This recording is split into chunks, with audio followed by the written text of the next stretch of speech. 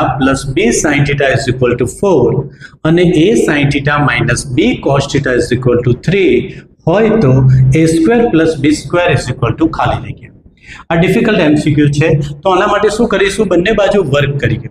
બંને બાજુ વર્ક કરીએ, અહીંયા મધ્યમ પદનું સૂત્ર લાગશે એ કોસ થીટા એનો વર્ગ, તો A square cos square theta plus plus છે તો પ્લસ મધ્યમ પદમાં આ બંનેનો ગુણાકાર એને 2 વડે ગુણીશું એટલે 2ab cos theta into sin theta plus b sin theta નો સ્ક્વેર એટલે b square sin square theta બરાબર 4 નો વર્ગ 16.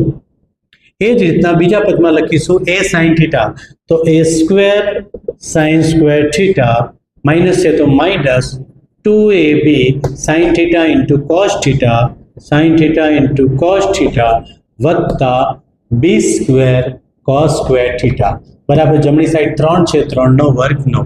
બંને સાઈડ વર્ક કરી હવે બંનેનો સરવાળો કરી નાખીએ તો અહીંયા 2ab cos theta into sin theta plus છે, 2ab cos theta into sin theta minus છે તો એ ઉડી જાય.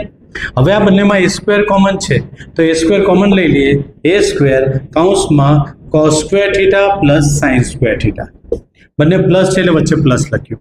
અહીંયા પણ b square sin square theta b square cos square theta b square common કરી લઈ લઈએ તો કૌંસમાં આવશે sin સ્ક્વેર થીટા વત્તા cos સ્ક્વેર થીટા અને 16 વત્તા 9 કેટલા થાય 25.